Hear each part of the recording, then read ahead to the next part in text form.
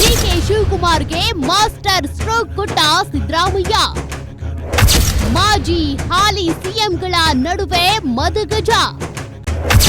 DK Shivakumar Kharge ಹಿಂದಿಕ್ಕಿದ Siddaramaiah. ಕೊನೆ ಕ್ಷಣದಲ್ಲಿ drop ಆಯ್ತಾ ಗಾಯತ್ರಿ ಶಾಂತಿಗೌಡ ಹೆಸರು. ಬೇಳೂರು ತನ್ವೀರ್ ಯಶವಂತರಾಯ ಬಹಿರಂಗ ರಾಜೀನಾಮೆ ಬಂಡಾಯ.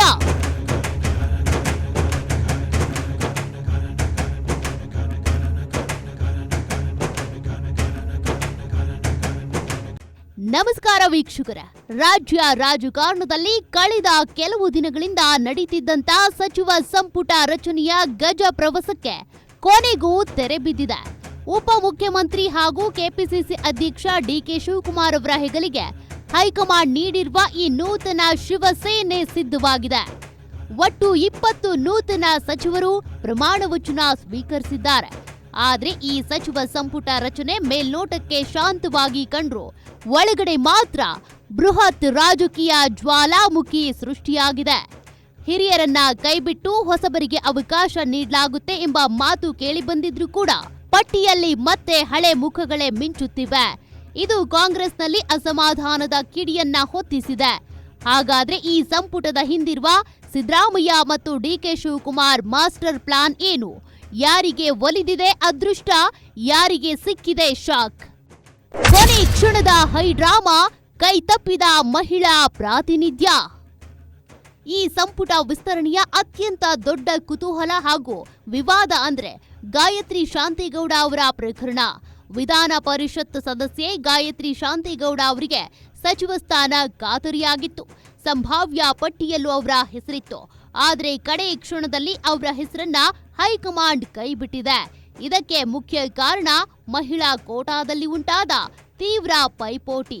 ಲಕ್ಷ್ಮಿ ಹೆಬ್ಬಾಳ್ಕರ್, ಉಮಾಶ್ರೀ ಹಾಗೂ ಅನ್ನಪೂರ್ಣ ತುಕಾರಾಂ ಅವರ ನಡುವಿನ ಆಂತರಿಕ ಪೈಪೋಟಿಯಿಂದಾಗಿ ಗೊಂದಲ ಏರ್ಪಟ್ಟು ಅಂತಿಮವಾಗಿ ಗಾಯತ್ರಿ ಶಾಂತಿಗೌಡ ಅವರಿಗೆ ಮಂತ್ರಿಗಿರಿ ಕೈತಪ್ಪಿದೆ. ಫಲಿತಾಂಶ ಸದ್ಯದ ಡಿಕೆ ಶಿವಕುಮಾರ್ ಅವರ ಸಚಿವ ಸಂಪುಟದಲ್ಲಿ ಒಬ್ಬ ಮಹಿಳೆಗೂ ಸ್ಥಾನ ಸಿಗದಂತಾಗಿದೆ. ವೀಕ್ಷಕರೇ, ರಾಜಕೀಯದ ಪ್ರತಿಯೊಂದು ಒಳಗುಟ್ಟು, ಬ್ರೇಕಿಂಗ್ ಅಪ್ಡೇಟ್ಸ್ ಹಾಗೂ ನಿಖರವಾದ ವಿಶ್ಲೇಷಣೆಗಳನ್ನ ತಕ್ಷಣವೇ ಪಡೆಯುವುದಕ್ಕೆ political news beat YouTube channel ಅನ್ನ ಈಗಲೇ ಸಬ್ಸ್ಕ್ರೈಬ್ ಮಾಡಿ ಮತ್ತು ಪಕ್ಕದಲ್ಲಿರುವ ಬೆಲ್ ಐಕಾನ್ ಕ್ಲಿಕ್ ಮಾಡಲು ಮರಿಬೇಡಿ. ಸಂಪುಟದಲ್ಲಿ ಸ್ಥಾನ ಸಿಗದ ಹಿರಿಯ ನಾಯಕರ ಆಕ್ರೋಶ ಈಗ ಬೀದಿಗೆ ಬಂದಿದೆ. ಇಂಡಿ ಶಾಸಕ ಯಶವಂತರಾಯಗೌಡ ಪಾಟೀಲ್ ಮತ್ತು ಬೇಳೂರು ಗೋಪಾಲಕೃಷ್ಣ ತಮಗೆ ಮಂತ್ರಿಗಿರಿ ಸಿಗದಿದ್ದಕ್ಕೆ ತೀವ್ರ ಅಸಮಾಧಾನಗೊಂಡು ಶಾಸಕ ಸ್ಥಾನಕ್ಕೆ ರಾಜೀನಾಮೆ ನೀಡುವ ಸುಳಿವು ಕೊಟ್ಟಿದ್ದಾರೆ. ಬೇಳೂರು ಗೋಪಾಲಕೃಷ್ಣ ಅವರು ಈಗಾಗಲೇ ಅಸಮಾಧಾನಗೊಂಡಿರುವ 10ಕ್ಕೂ ಹೆಚ್ಚು ಹಿರಿಯ ನಾಯಕರನ್ನ ಒಗ್ಗೂಡಿಸಿ ಸಭೆ ನಡೆಸುವುದಕ್ಕೆ ಮುಂದಾಗಿದ್ದಾರೆ. ಇನ್ನೊಂದೆಡೆ ಮೈಸೂರಿನ ತನ್ವೀರ್ ಸೇಠ್ ಬಹಿರಂಗವಾಗಿಯೇ ತಮ್ಮ ಆಕ್ರೋಶ ಹೊರಹಾಕಿದ್ದಾರೆ. ಪಕ್ಷ ನಿಷ್ಠರನ್ನ ದೂರವಿಟ್ಟು ಪಕ್ಷ ವಿರೋಧಿ ಚಟುವಟಿಕೆ ನಡೆಸಿದವರಿಗೆ ಮಂತ್ರಿಗಿರಿ ನೀಡಲಾಗಿದೆ ಅಂತ ಜಮೀರ್ ಅಹಮದ್ ಖಾನ್ ಆಯ್ಕೆಯನ್ನ ತನ್ವೀರ್ ಸೇಠ್ ಖಂಡಿಸಿದ್ದಾರೆ.